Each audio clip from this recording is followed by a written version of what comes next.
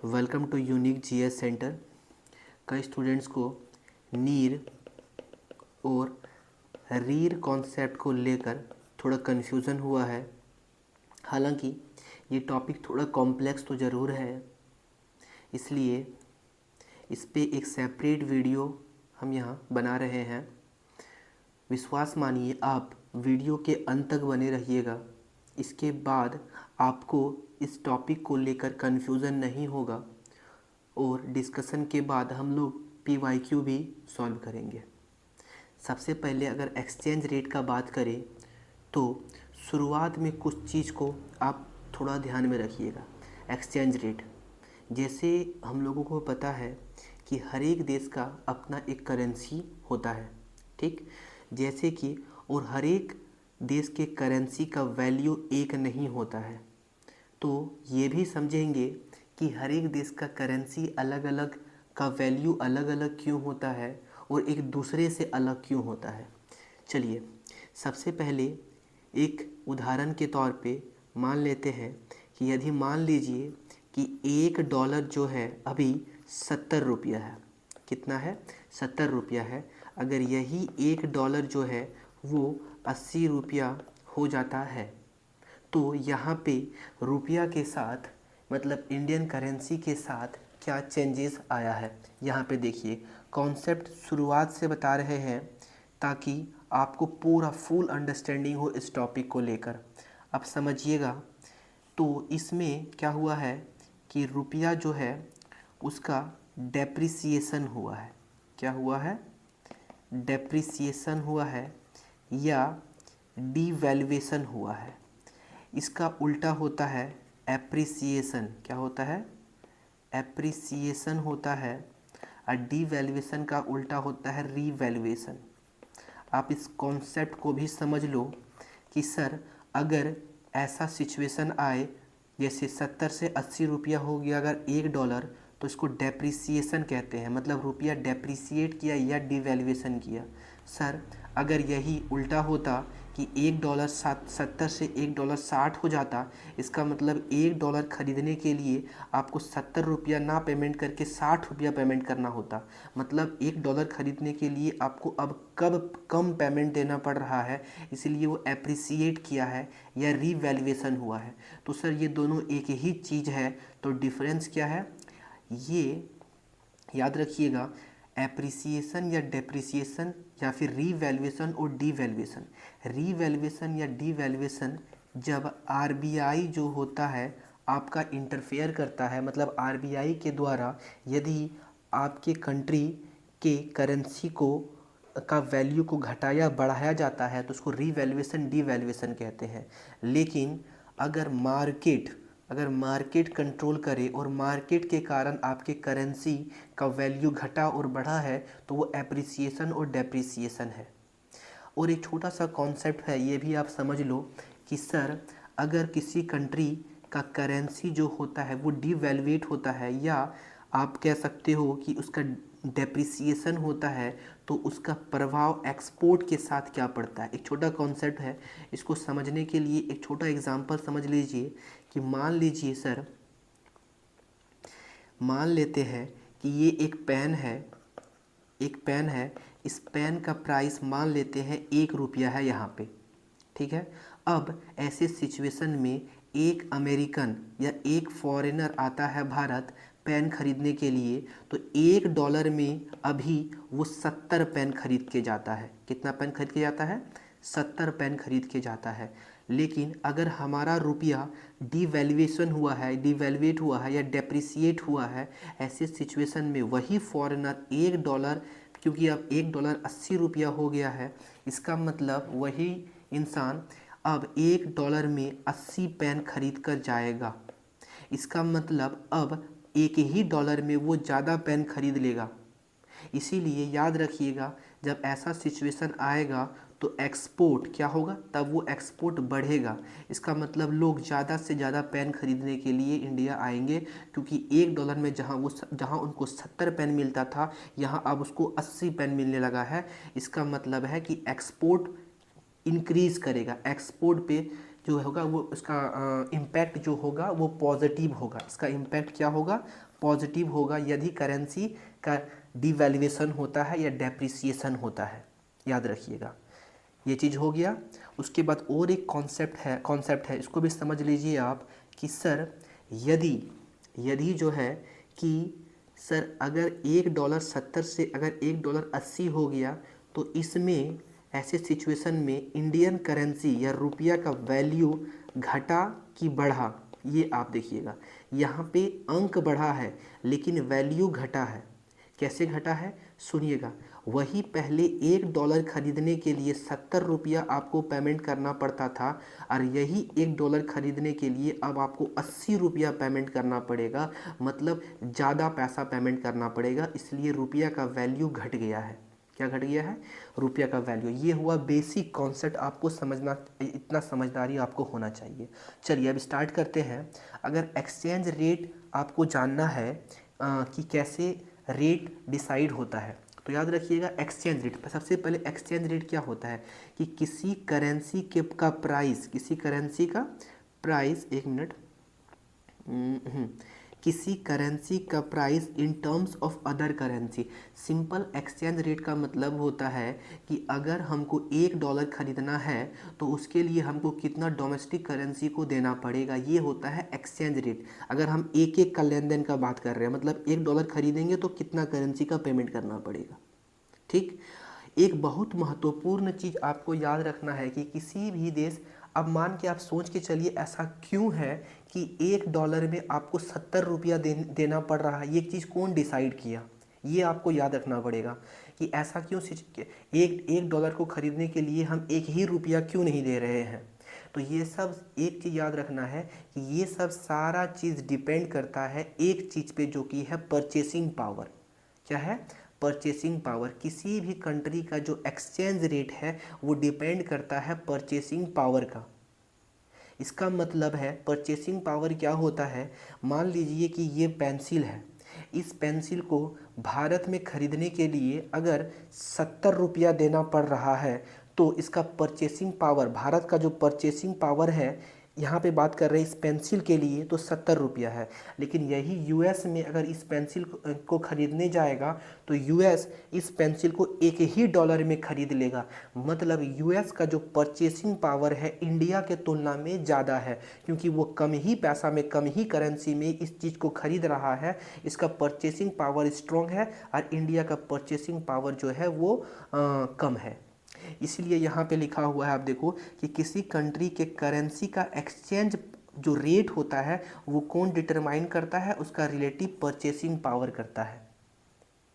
आप एक चीज़, ये इस चीज़ से भी ध्यान में आप रख सकते हो कि मान लेते हैं कि भारत में बहुत ज़्यादा करेंसी का प्रिंटिंग करना शुरू कर दो आप, बहुत ज़्यादा, तो इससे क्या रिसोर्सेज ज़्यादा हो जाएगा? नहीं सर, रिसोर्सेज उतना ही अवेलेबल रहेगा, तो इससे क्या होगा, इन्फ्लेशन बढ़ जाएगा। वही चीज़ जो आपको 70 रुपया में मिल रहा था, अब बहुत ज़्यादा करेंसी का प्रिंट करने लगे, लोगों के पास जो अवेलेबल मनी है, लिक्विडिटी है, वो ज़्यादा हो गया।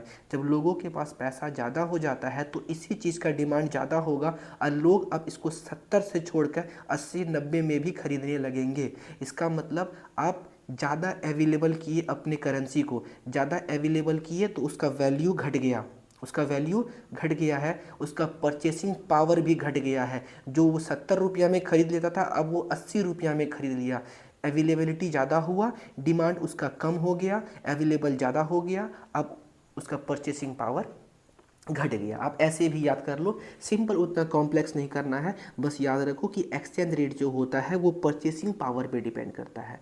अब हम लोग नॉमिनल और रियल एक्सचेंज रेट देखते हैं। धीरे धीरे हम लोग नीड और रीर में जाएंगे। स्टार्टिंग से देखिएगा, नॉमिनल एक्सचेंज रेट और एक होता है real exchange rate. Exchange rate nominal कब होता है? नॉमिनल यहाँ पे कह सकते हो कि how much foreign currency can be exchanged in term of 1 unit of domestic currency. It means एक डोमेस्टिक करेंसी के बदले में आप कितना फॉरेन करेंसी एक्सचेंज करोगे, ये बताता है नॉमिनल एक्सचेंज रेट। ये क्या बताता है? Nominal exchange. यहाँ पे करेंसी का बात कर रहे हो, आप फॉरेन करेंसी खरीदने के लिए जाओगे, उसके बदले में आप कितना डोमेस्टिक करेंसी पेमेंट करोगे, ये है nominal exchange rate. Real exchange rate क्या होता है? इसमें बस यहाँ पे जो करेंसी है इसको आप गुड्स एंड सर्विसेज में कन्वर्ट कर लो। How much goods and services in domestic country can be exchanged for the goods and services in foreign country. यहाँ पे गुड्स एंड सर्विसेज का बात कर रहे हैं, ना कि करेंसी का बात कर रहे हैं। इसका मतलब एक और चीज, पहले आप ये चीज़ सुन लेना है कि रियल एक्सचेंज रेट में कहते हैं कि डोमेस्टिक कंट्री में गुड्स एंड सर्विसेज को, कितना गुड्स एंड सर्विसेज को एक्सचेंज कर सकते हैं फॉरेन कंट्री के गुड्स एंड सर्विसेज से। इसका मतलब ये क्या दिखा रहा है? It shows the relative price of foreign goods in terms of domestic goods. यहाँ पे गुड्स का बात कर रहे हैं। एक और चीज़ याद रखिएगा कि नॉमिनल जो होता है ये इन्फ्लेशन एडजस्टेड नहीं होता है, और रियल जो होता है इन्फ्लेशन एडजस्टेड होता है। इसीलिए ये रियल वैल्यू दिखाता है, ये रियल वैल्यू नहीं दिखाता है, क्योंकि नॉमिनल एक्सचेंज रेट जो होता है वो इन्फ्लेशन एडजस्टेड नहीं होता है। यहाँ पे करेंसी खरीदने के लिए कितना करेंसी का पेमेंट कर रहे हो आप, और यहाँ पे रियल एक्सचेंज रेट में आपको गुड्स का बात किया हुआ है, सामान का बात किया हुआ है, यहाँ पे इन्फ्लेशन एडजस्टेड है। ये चीज़ याद रख लीजिएगा, बस इतना ही। उसके बाद फॉर एग्जाम्पल जो चीज़ बताए उसी को आप यहाँ पे मैथमेटिकली फॉर्म में आप इसको रिप्रेजेंट कर सकते हो, जैसे रियल इफेक्टिव रेट या रियल एक्सचेंज रेट। तो real exchange rate nominal exchange rate ही होता है, बस इसमें आप इन्फ्लेशन एडजस्टेड कर दो। मतलब कोई भी गुड्स का जो प्राइस फॉरेन कंट्री में कितना है और वही गुड्स का आपको डोमेस्टिक प्राइस डोमेस्टिक कंट्री में कितना है, आपको यही चीज़ तो यहाँ पे लिखा है रियल एक्सचेंज रेट का डेफिनेशन, कि how much goods and service in the domestic currency can be exchanged for the goods and services in foreign country. इसका मतलब real exchange rate nominal exchange rate ही होता है, बस इसमें इन्फ्लेशन को आप ऐड कर दिए हो। अगर वही चीज़ प्राइस इन फॉरेन कंट्री अगर बढ़ जाता है तो आपका एक्सपोर्ट जो होगा वो घट जाएगा। अगर यहाँ पे ये अगर इसका यहाँ पे जैसे प्राइस अगर फॉरेन कंट्री में बढ़ जाता है तो वहाँ चीज़ महंगा होगा, तो यहाँ का एक्सपोर्ट क्या होगा, हमारे देश के लिए एक्सपोर्ट ज़्यादा हो जाएगा। आप ये भी इसको याद रख सकते हो। एक एग्जांपल आप निकाल सकते हो कि कोई एक्स थिंग है, अगर यूएस में उसका दाम $20 है और इंडिया में उसका दाम ₹200 है, और अगर मान लेते हैं कि एक्सचेंज रेट ₹50 है, तो रियल एक्सचेंज रेट जो होगा वो बराबर 50 × 20, जो आपका विदेश में दाम है बाकी इंडिया में दाम है, ये आपका ₹5 जो है वो रियल एक्सचेंज रेट निकल गया आपका ये चीज़। इसके बाद अगर हम नीर और रीर का बात करेंगे, सुनिएगा, नीर और रीर दोनों में एक चीज़ कॉमन है, इफेक्टिव एक्सचेंज रेट। अब तक जो हम लोग बात किए वो बात किए एक्सचेंज रेट। एक्सचेंज रेट में आपको एक करेंसी को खरीदने के लिए कितना करेंसी देना पड़ रहा है, लेकिन यही चीज़ क्या सर आप क्या एक ही देश के साथ ट्रेड करते हो? नहीं, हम लोग कई सारे मल्टीपल कंट्रीज़ के साथ ट्रेड करते हैं। अब सुनिएगा, जैसे हम मान लेते हैं डॉलर में ट्रेड कर रहे हैं, हम मान लेते हैं यूके पाउंड स्टर्लिंग में ट्रेड कर रहे हैं, हम मान लेते हैं कि चाइनीज़ रेनमिनबी में ट्रेड कर रहे हैं, हम मान लेते हैं कि जापान युआन से ट्रेड कर रहे हैं। अब ये सब सारे करेंसी को मिला लोगे और सारे करेंसी में इंडिया के करेंसी का क्या वैल्यू है, क्या औकात है, ये पता जब निकालते हैं तब इसी को कहते हैं इफेक्टिव एक्सचेंज रेट। मतलब वहाँ बात एक्सचेंज रेट में बात कर रहे थे हम एक करेंसी को खरीदने के लिए कितना डोमेस्टिक करेंसी का पेमेंट कर रहे हैं। इफेक्टिव एक्सचेंज रेट में बात करते हैं when Indian currency is measured in terms of weighted average of various currency. बहुत सारे करेंसी को जब देख के जब इंडियन करेंसी को मेजर करते हैं कि इसका क्या वैल्यू है। इंडिया जो है 2 बकेट ऑफ करेंसी का यूज करती है, 5 करेंसी और 36 करेंसी। चलिएगा, अब इफेक्टिव एक्सचेंज रेट आप समझ गए। अब नॉमिनल और रियल इफेक्टिव एक्सचेंज रेट क्या होता है। बेसिक डिफरेंस तो आपको पता ही है कि नॉमिनल जो होता है वो इन्फ्लेशन बेस्ड नहीं होता है, इन्फ्लेशन एडजस्टेड नहीं होता है। इसका मतलब नॉमिनल इफेक्टिव एक्सचेंज रेट के बारे में अगर आपसे कोई पूछता है तो आप बताओगे कि नॉमिनल इफेक्टिव एक्सचेंज रेट ये रिलेटिव स्ट्रेंथ दिखाता है किसी कंट्री के करेंसी के वैल्यू का, किसके संदर्भ में, with respect to the currencies of various with respect to the various currencies in basket. ये दिखाता है कि उसका क्या वैल्यू है। तो यहाँ पे लिखा हुआ भी कि ये एक इंडेक्स होता है जो वेटेड एवरेज होता है बायलेटरल एक्सचेंज रेट का होम करेंसी का with respect to the basket of currencies. It is not adjusted for inflation, that is why it does not say anything about the real strength of currency, it is relative value. ये real strength नहीं दिखाता है क्योंकि ये inflation adjusted नहीं होता है। जैसे एग्जांपल हम बताते हैं कि ये रुपया हो गया, जैसे ट्रेड आप कर रहे हो, इंडिया ट्रेड कर रहा है डॉलर के साथ, कर रहा है पाउंड के साथ, कर रहा है युआन के साथ, कर रहा है यूरो के साथ। इस सारे करेंसी में इंडिया का जो आप निकाल सकते हो, स्ट्रेंथ निकाल सकते हो, वो नीर से निकालोगे। अब यही चीज़ याद रखिएगा, एक और नया चीज़, ये आपके एक बार यूपीएससी में पूछा गया है प्रीवियस पीवाईक्यू में, कि जब किसी भी देश का जो नीर करेंसी का नीर जो होता है यहाँ पे इंक्रीज का, हाँ यहाँ पे नीर indicates that the domestic currency has appreciated against the basket of currencies. जब भी किसी देश का नीर बढ़ता है तो इसका मतलब वहाँ का करेंसी क्या होता है, एप्रिसिएट करता है। याद रखिएगा। चलिए, क्योंकि ये चीज़ यही चीज़ वो दिखाता भी है। आपको एक अलग चीज़ जो ये एनसीईआरटी में भी आपको देखने को मिलेगा कि नीर निकाला कैसे जाता है। थोड़ा समय लगेगा लेकिन क्लियरिटी आप लेके जाओगे, क्लियरिटी होगा। नीर निकालने के लिए क्या होता है, तो हम लोग निकाल रहे हैं पूरा वेटेड एवरेज पूरे करेंसी का, सारे करेंसी बास्केट में जितना करेंसी है सबों का निकाल रहे हैं। इसको निकालने का तरीका होता है, मान लेते हैं कि वो करेंसी जो है, वो बास्केट जो है, उस बास्केट में मान लेते हैं कि दो ही करेंसी है, दो ही करेंसी में हम भारत के करेंसी का वैल्यू निकाल रहे हैं, उसका औकात निकाल रहे हैं। तो यूएस डॉलर मान लेते हैं अभी 60% है, वेटेज का बात कर रहे हैं हम, क्या बात कर रहे हैं, वेटेज का बात कर रहे हैं, कि जैसे हम दो कंट्री के साथ ट्रेड कर रहे हैं, यूएस और ब्रिटेन के साथ कर रहे हैं, तो 60% जो है वेटेज है मेरा डॉलर का, ट्रेड कर रहे हैं 60% हम डॉलर से, और 40% कर रहे हैं हम किससे, पाउंड से कर रहे हैं ट्रेड। ये हुआ उसका वेटेज, क्या हुआ उसका वेटेज हुआ। जिस कंट्री के साथ जितना ट्रेड करते हैं उतना वेटेज देते हैं उस कंट्री को। आप ये चीज़ आप समझ गए। तो हम दो ही कंट्री के साथ ट्रेड कर रहे हैं। चलिए, अब आपको जैसे ये आपको पता होगा कि एक्सचेंज रेट क्या है। एक्सचेंज रेट बता वही है पहले वाला जो हम आपको बता चुके हैं कि एक्सचेंज रेट होता है कि एक करेंसी को खरीदने के लिए आप कितना डोमेस्टिक करेंसी देते हो। तो मान लेते हैं कि डॉलर को खरीदने के लिए आप 45 रुपया देते हैं मान लेते हैं, और एक पाउंड को खरीदने के लिए आप 70 रुपया देते हैं, ये भी मान लेते हैं। आपको वेटेज पता चल गया, आपको एक्सचेंज रेट पता चल गया है। अब आप नीर निकालो। अब आप जब नीर निकालोगे तो नॉमिनल एक्सचेंज रेट कैसे निकालोगे, नॉमिनल एक्सचेंज रेट मतलब एक इंडिविजुअल के लिए जो यूएस के साथ है और यूएस का वेटेज निकाल लो, मतलब डॉलर का बात कर रहे हैं हम यहाँ पे। तो डॉलर का जो एक्सचेंज रेट हो गया आपका, नॉमिनल एक्सचेंज रेट है वो कितना है, 45 रुपया। यहाँ पे आप पहले ही देख चुके हो, मतलब 45 इंटू आपका यूएस का वेटेज कितना है, 60% है, तो 60/100 कर दो, परसेंटेज खत्म हो गया। यहाँ पे हो गया एक कंट्री का। दूसरा कंट्री हो गया फिर सेम चीज़, नॉमिनल एक्सचेंज रेट कर दो ब्रिटेन के साथ, मतलब पाउंड का, तो वो 70 रुपया है और वेटेज कितना है, 40% है। अब इस तरीके से जितने देश के साथ करेंसी, उस बास्केट में जितना करेंसी रखोगे सबको ऐड करते चलोगे और इस टाइप से आपको निकल जाएगा नीर। तो नीर निकालने आप सीख चुके हो।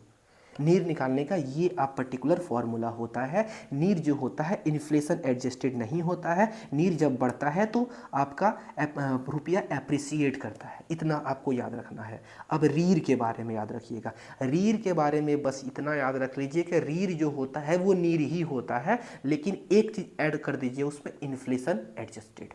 देखिए जैसे for example, the REER is the NEER adjusted by inflation. बस इतना याद रख लीजिएगा। It shows the real strength of domestic currency, क्योंकि इसमें इन्फ्लेशन ऐड होता है। मतलब यही अगर आप कर रहे हो ट्रेड, अलग अलग कंट्री के साथ अगर आप ट्रेड कर रहे हो, लेकिन आप इन्फ्लेशन को भी ध्यान में रख के करते हो, तो वो आपका हो जाता है रीर। एग्जाम्पल हम फिर से आपको बताते हैं, सेम उसी तरीके से आप रीर निकालो। क्या निकालोगे आप? रीर निकालोगे। तो रीर कैसे निकालोगे?